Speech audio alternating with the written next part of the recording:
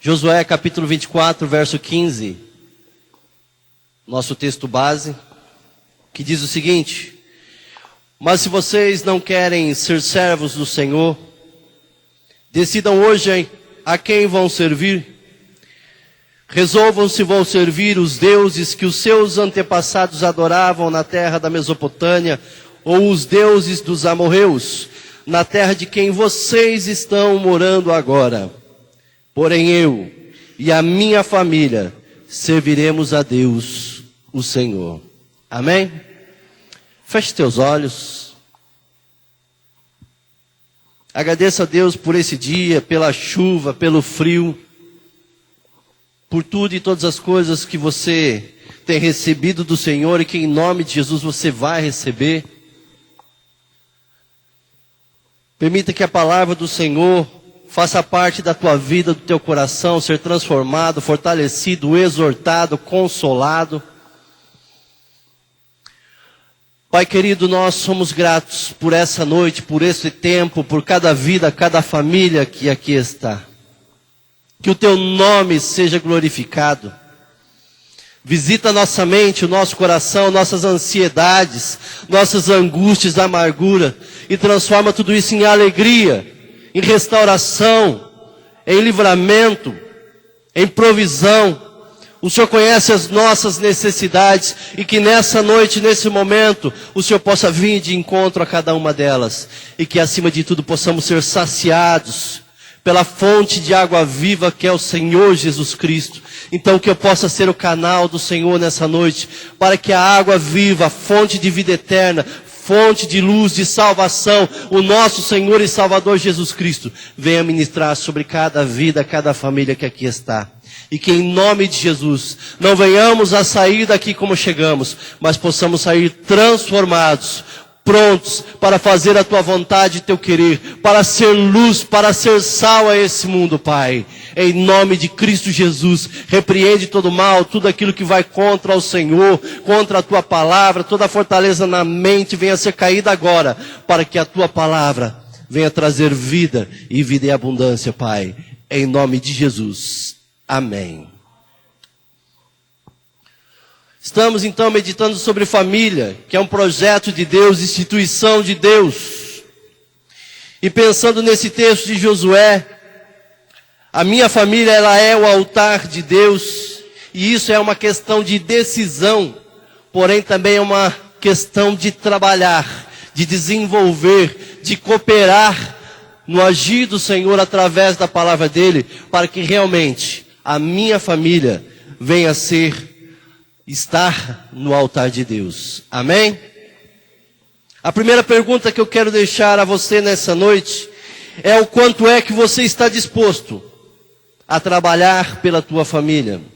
E quando eu digo em trabalho, não é somente na questão do sustento, mas é o desenvolver e o cooperar e o agir de Deus através de você. Você é um pequeno pastor dentro do teu lar. Você é um discípulo de Jesus dentro do teu lar, para que os teus filhos, os teus pais, os teus amigos possam ver a luz de Cristo em você. Lembrando como nós falamos alguns domingos atrás, nós devemos ser a Bíblia ambulante, onde as pessoas veem a palavra de Deus estampada em nós, desenvolvendo a palavra do Senhor, ser luz para esse mundo. A outra questão é, de que forma é que você está trabalhando para que a sua família não venha fazer parte da estatística que falamos na semana passada, dos lares destruídos, as casas sendo destruídas, filhos contra pais, pais contra filhos, um matando o outro, ou articulando a assaltar o seu próprio pai. De que forma é que você tem trabalhado isso na sua vida? Eu quero ler um trecho de um livro, chamado A Experiência da Mesa, de David Titus. Vai como indicação para você que quer trabalhar com família. E mesa está vinculada a momentos de comunhão, momentos de confraternização, momentos de alegria e com certeza momentos de satisfação. E nesse momento de mesa, a experiência da mesa tem sido perdida no decorrer da história, no decorrer dos dias. Perdendo para o WhatsApp, o Facebook, a internet, os jogos virtuais, seja o que for. E essa experiência, ela precisa ser trazida novamente à essência do nosso lar, a esse momento de comunhão. Aqui vem dizendo o seguinte: quando comecei a descobrir o significado da mesa na Bíblia, fiquei surpresa ao aprender quantos eventos, ensinos e milagres importantes aconteceram enquanto as pessoas comiam juntas. Aí o ponto vem dizendo o seguinte, começa no lar. Em seu comentário abrangente de 6 volumes, Declínio e Queda do Império Romano, escrito em 1788, o historiador inglês Edward Gibbon observa 5 causas básicas que contribuíram para a queda de um dos maiores impérios do mundo. Os princípios de Gibbon são amplamente reconhecidos pelos historiadores como aplicáveis a todas as grandes civilizações. É interessante que a causa mais significativa da queda de uma civilização não é a falta de poder militar ou astúcia política. O golpe mais esmagador contra o império não vem de forças externas tentando conquistá-lo e dominá-lo. Não. Diz Gibbon, o fundamento da grande civilização desmorona quando enfraquecido interiormente, o que vem em primeiro lugar na lista da contribuição para a queda de um império: a demolição da dignidade e da santidade do lar, que é a base da sociedade humana. Os maiores impérios do mundo foram derrotados não por causa do poderio militar ou político de mais alguém, mas porque eles se tornaram vulneráveis quando pararam de dar atenção àquilo que estava acontecendo no lar. O lar não é apenas uma estrutura física onde a família mora, não é apenas um endereço de retorno do seu correio ou um lugar onde se estaciona o carro à noite. Deus concebeu o lar para constituir uma parte central da nossa vida. O lar para ser um lugar de proteção, no qual os membros da família edificam relacionamentos saudáveis uns com os outros, aprendendo, rindo, crescendo juntos e construindo um senso de identidade e comunidade do qual uma sociedade é formada. Quer seja uma tenda ou uma mansão, uma habitação de qualquer espécie, torna-se um lar quando as pessoas passam tempo juntas ali. Nós todos conhecemos o clichê, lar é onde o coração está. Gosto de usar uma variação dessa afirmativa que me foi passada por uma amiga. Lar é onde o coração é formado. Amém? Lê apenas um trecho, porque vai muito mais adiante. E aqui ele cita apenas essa primeira ponto, porque os impérios ruem ou caem, porque o interior, o lar, já está abatido e derrotado. Como é que está o teu lar? Como é que está o teu coração? Em outro ponto, não importa como ele está agora. Se você entregar a tua vida, confiar no Senhor e aplicar os princípios de Deus na tua vida, no teu casamento, na tua família, tua história, em nome de Jesus, vai ser transformada. Amém? Enfim, de que forma é então que devemos trabalhar? De que forma é que a Bíblia nos ensina para poder ter a nossa família no altar do Senhor? E sair fora dessas estatísticas de destruição, porque em nome de Jesus a nossa família, a nossa casa é um lar de bênção. Você crê nisso? A primeira coisa, reconstrução. Neemias capítulo 3. Nós falamos de Neemias na semana passada e hoje novamente o Senhor vai ministrar ao nosso coração a respeito desse texto, de alguns pontos aqui a serem aplicados na nossa vida, daquilo que a palavra do Senhor nos ensina. E a primeira é a reconstrução. Neemias, Velho Testamento, capítulo 3, verso 1 e 2. Diz o seguinte: então se dispôs Eliasibe, o sumo sacerdote, com os sacerdotes, seus irmãos, e reedificaram a porta das ovelhas, consagraram-na assentaram-lhe as portas e continuaram a reconstrução até a torre do Sem e a torre de Hananel. Junto a ele edificaram os homens de Jericó. Também ao seu lado edificou Zacur, filho de Inri. A primeira coisa, o primeiro ponto que nós precisamos entender na nossa estrutura do lar, do nosso conhecimento, das aplicações da palavra de Deus na nossa vida, é que a primeira coisa é necessário reconstruir. É necessário quebrar algumas coisas que foram ali instaladas. A minha casa está com vazamento em algumas coisas ali que eu tenho que arrumar. Na sua casa, com certeza, alguma coisa que precisa ser restaurada. O Henrique falou que estava ali rebocando hoje. Ou seja, algumas coisas que estavam construídas, é necessário ser reconstruídas. E quando a gente pensa em reconstruir ou reformar, as mulheres são as primeiras a ficar contentes, porque vai causar bagunça, sujeira.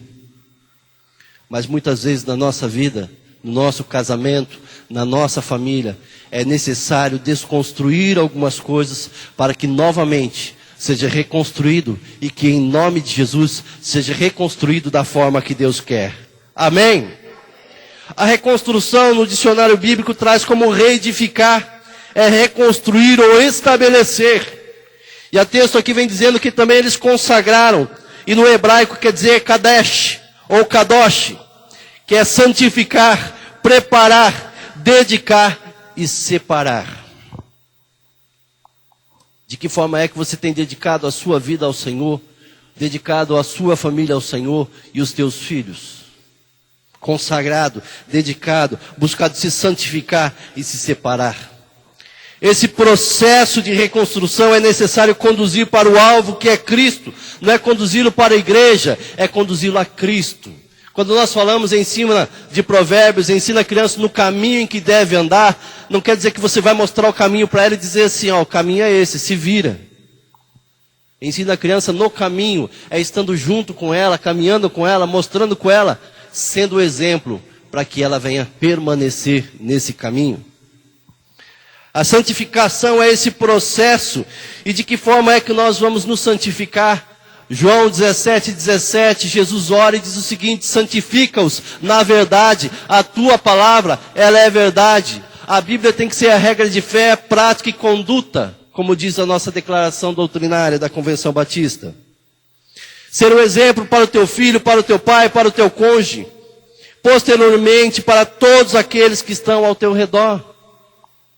Em que fase é que você está nessa construção ou nessa reconstrução? Uma obra, independente do valor, do tamanho, seja o que for, não vai levantar sozinha. Pode até se levantar, o tempo é muito maior. Vai 3, 4 pessoas fazendo alicerce. Eu não entendo muito do restante que vai aí na ordem, tá? O alicerce, o muro, parede, fio. Cada um tem a sua função. E no nosso casamento, no nosso relacionamento, na nossa família, cada um de nós temos a função. E a Bíblia diz que o homem é o sacerdote. E nós, como homens que aqui estamos, de que forma é que nós temos exercido esse sacerdócio dentro do lar? De que forma temos cuidado das esposas? A nossa vida tem que ser um exemplo para os pais, para os filhos, aos que estão ao nosso redor. E todo o processo, então, de reconstrução é complicado. Como eu disse, é necessário algumas vezes quebrar aquilo que foi construído, para que possa ser consertado e funcionar da maneira que deve ser corretamente. Segunda coisa, faça isso junto. Neemias capítulo 3, verso 2 e 7. Verso de número 2 e o número 7. Diz o seguinte: junto a ele edificaram os homens de Jericó. Também ao seu lado edificou Zacur, filho de Inri. O verso 7.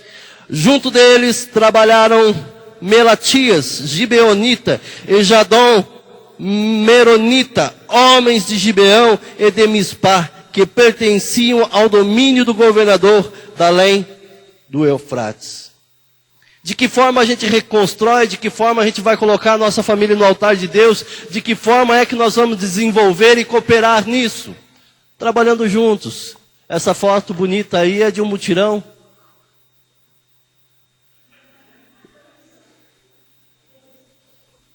Olha o cabelo do Mateus.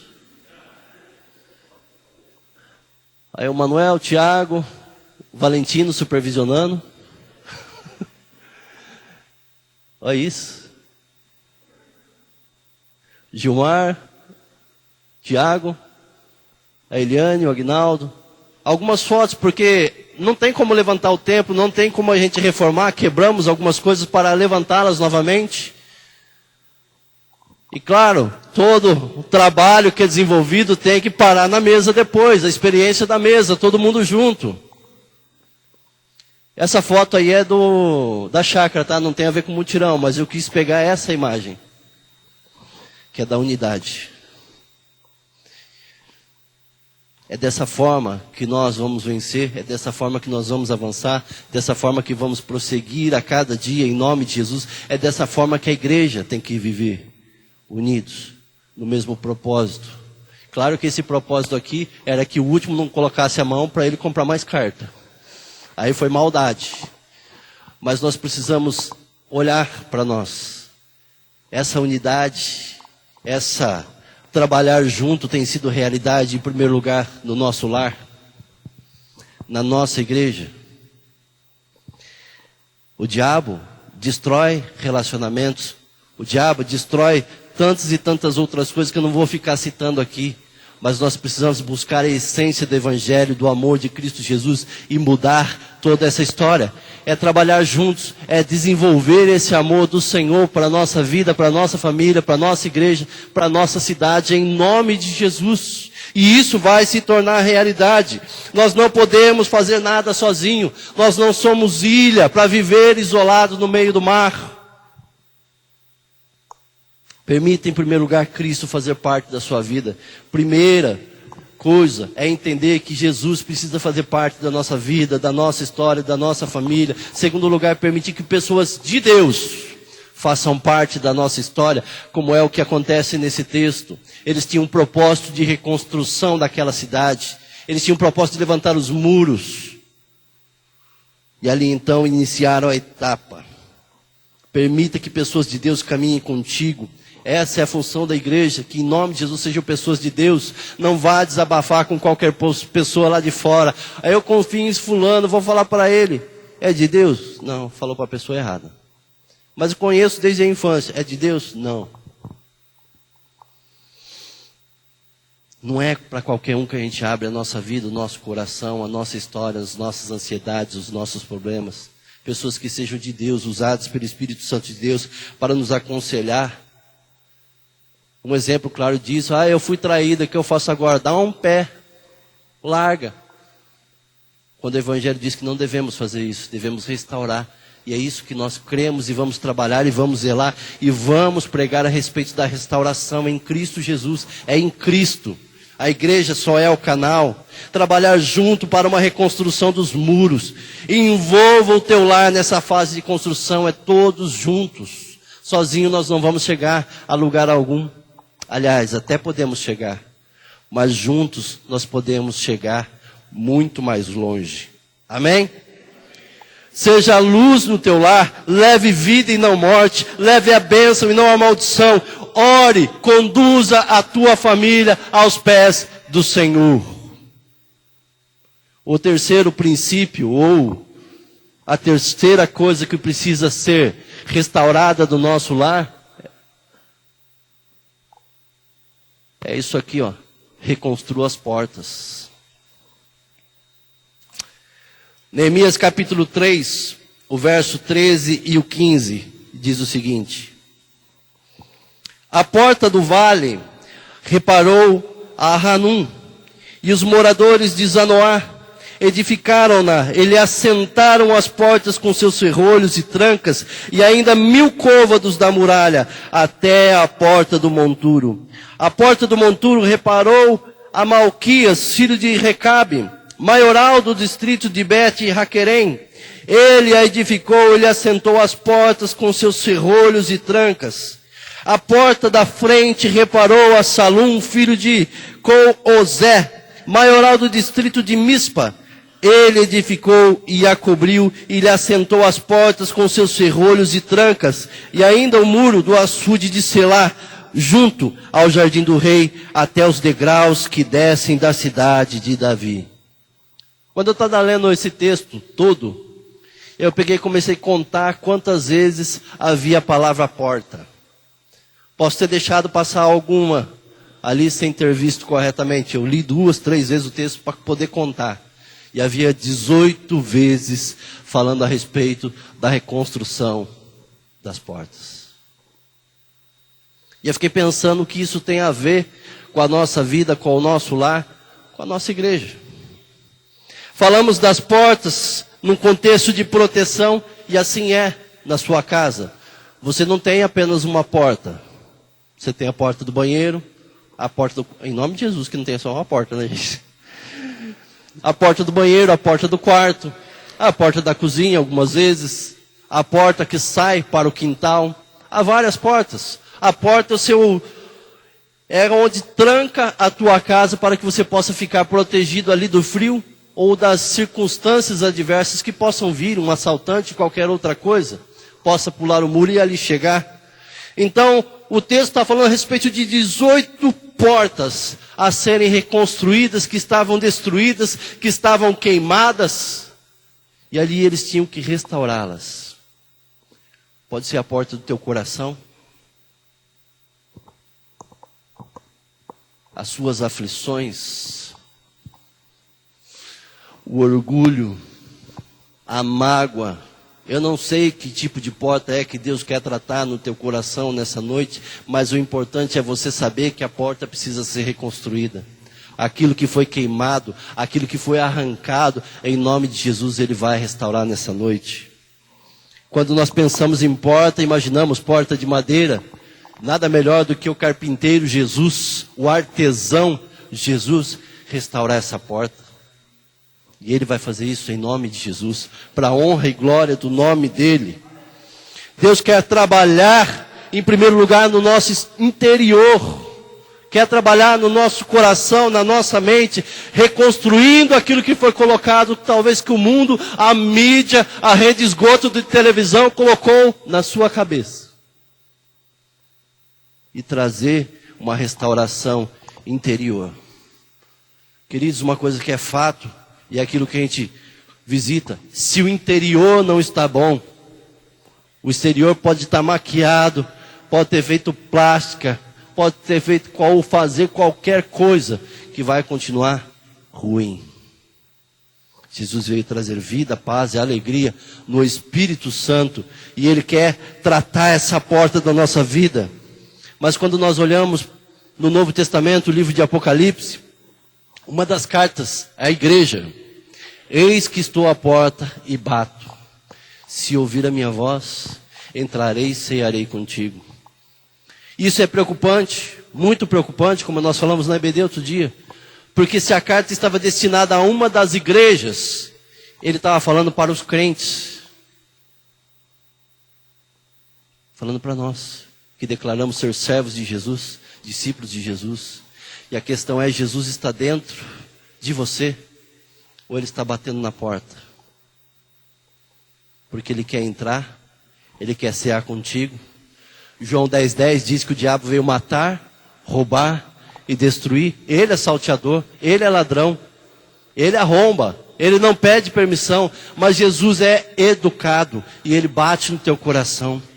Se você deixar entrar, eu cearei contigo. Qual é a tua escolha, meu querido e minha querida? Você vai permitir que Jesus faça parte do teu coração, do teu lar? Nós olhamos uma coisa muito interessante. 2 Samuel capítulo 6, o verso 12 diz o seguinte: então avisaram a Davi dizendo: abençoou o Senhor a casa de Obed-edom e tudo quanto tem, por causa da arca de Deus. Foi, pois, Davi e trouxe a arca de Deus para cima da casa de Obed-edom, a cidade de Davi, com alegria. No Velho Testamento mostra que havia muitas guerras e a arca foi roubada.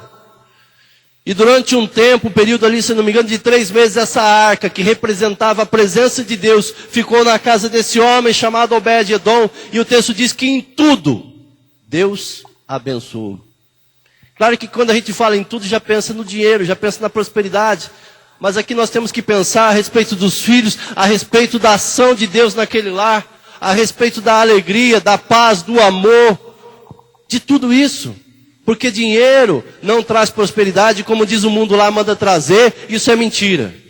Porque se fosse assim, não haveria suicídio nesses famosos e ricos que tem por aí. Aquele que traz vida, traz paz e alegria no Espírito Santo é Jesus, e Ele está aqui.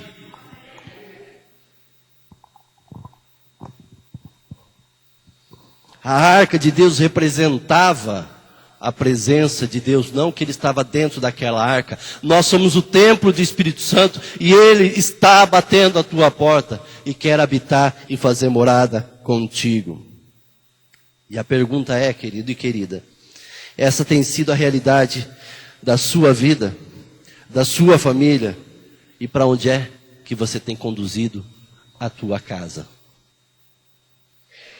A quarta coisa a ser reparada na nossa vida, no nosso lar, é repare os muros. A muralha precisava ser restaurada, porque havia brechas. Os invasores poderiam adentrar ali. Então esse povo trabalhou unido com o propósito de restaurar a tua cidade, restaurar a tua casa, e as famílias, os sacerdotes, todos se envolveram nessa obra.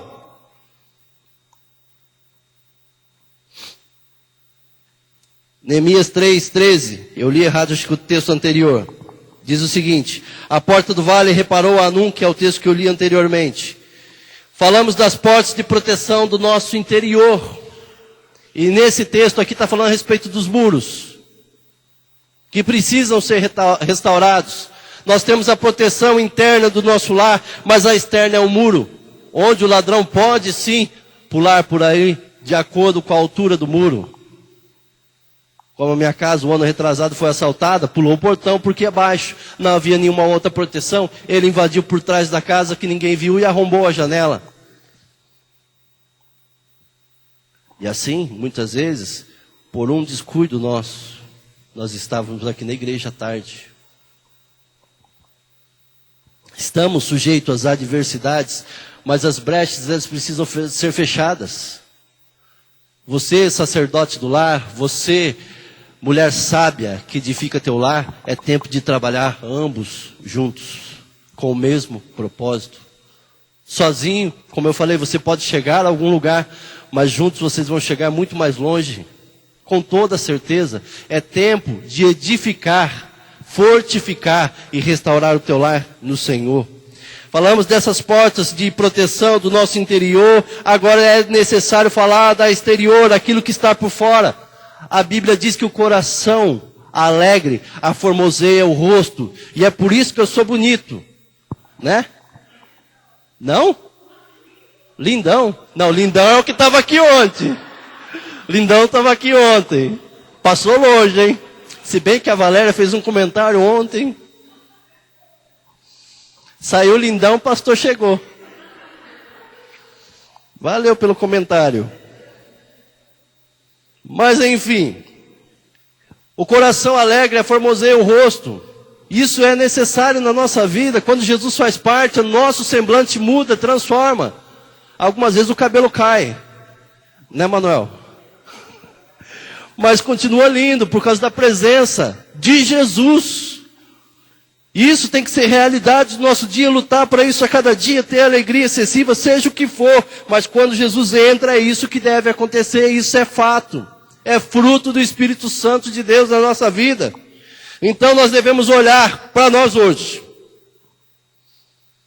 E olhar o nosso exterior. E nós precisamos olhar o que é que nos atrai, se são os bens. Porque Deus não vê o interior, como eu falei. Pensando isso lá em 1 Samuel, capítulo 15, falando a respeito de Davi, quando manda passar os seus irmãos. E ele passa e Deus fala para Samuel, não olhe para a tua aparência, nem para a tua estatura. Porque Deus não olha como o homem vê, Ele vê o interior. O que é que te chama a atenção? Não podemos olhar os bens, porque Deus, Ele vê o interior. É tempo de olhar para nós e ver as brechas da nossa vida. Muitas vezes temos problemas com mentira, temos problemas com discórdia, somos contendeiros, somos falsos. Não sei qual é a realidade de cada um, eu sei da minha. É necessário ser reparado essas brechas, essas fendas que vão trazer destruição. Segundo o projeto missionário meu e da Lu, com o Circo da Vida, foi em Apiaí. Eu não sei quem já passou por ali. E foi no mês de julho e agosto. Um lugar frio, frio, frio. E a casa que a gente ficou era pequena e havia muitas fendas na casa. E a parede ficava úmida. Pense no desespero. Edredom, seja o que for, não passava aquele frio. E dormia com gorrinho, porém com dor de ouvido, porque tapou o ouvido à noite. As fendas, as brechas, elas acontecem. Já pegou num fio elétrico desencapado? É a mesma coisa. Vai causar curto-circuito na nossa vida. E muitas vezes é isso que acontece no nosso lar. O que é que precisa ser restaurado do teu lar? Quais são as brechas que precisam ser tratadas e curadas? Quando nós não reparamos as portas da nossa casa, quando nós não reparamos os muros do nosso lar, há uma grande possibilidade de invasores. E Deus quer que nessa noite você permita que Ele venha restaurar. Salmo 34, 7 diz que o anjo do Senhor acampa-se ao redor daqueles que o temem e os livra. Daqueles que o temem e o livra. Quando nós olhamos esse termo anjo do Senhor, nós nos referimos a Jesus. Então para o diabo, para qualquer pessoa, para os demônios chegarem até você, meu querido e minha querida, vão ter que passar sim por Jesus, o leão da tribo de Judá. Mas vão se levantar para cair. Agora a questão é, quando você abre brecha para isso, trazendo calúnia, discórdia, seja o que for, você abriu oportunidades para que o diabo possa trabalhar. As portas, os muros, o trabalhar junto, a reconstrução, ela é uma decisão sua. Como eu disse, Jesus é uma pessoa muito educada. Ele não invade como o diabo invade. Para isso é necessário uma decisão tua, da tua família, ser conduzida aos pés do Senhor. Então eu gostaria de orar por você. Então feche teus olhos. Não perca as oportunidades que Jesus te dá diariamente, de reconciliação, de amor. Permita que o Espírito Santo de Deus sonde o teu coração, a tua mente, as tuas ansiedades e com certeza as tuas alegrias também, para que essas alegrias possam ser compartilhadas. Pai querido, em nome de Jesus, eu não vou fazer apelo nenhum essa noite. A única coisa eu peço é que o Senhor, através da Tua palavra, através do Teu Espírito, que nós temos a plena certeza de que aqui está, e é Ele que convence o homem do pecado, da justiça e do juízo. Que o Teu povo que aqui está, possa buscar ao Senhor, possa se render ao Senhor. Que eles possam declarar, assim como Josué declarou, que eu e a minha casa serviremos ao Senhor. Que o meu lar, a minha casa será uma casa de bênção.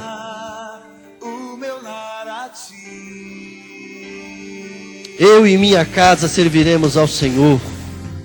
Que seja um tempo de consagração, de entrega, de cura, de libertação, de restauração. Que o Senhor reine na mente e no coração. E que isso seja transferido aos filhos, os filhos aos pais.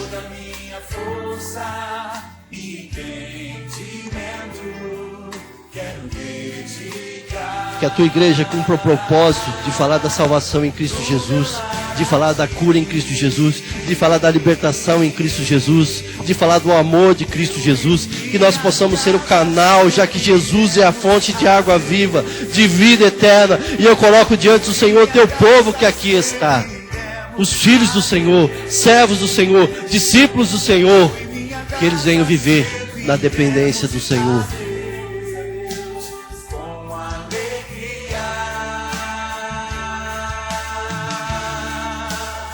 Que eles possam ter esse tempo de reflexão, de entrega também aí onde eles estão.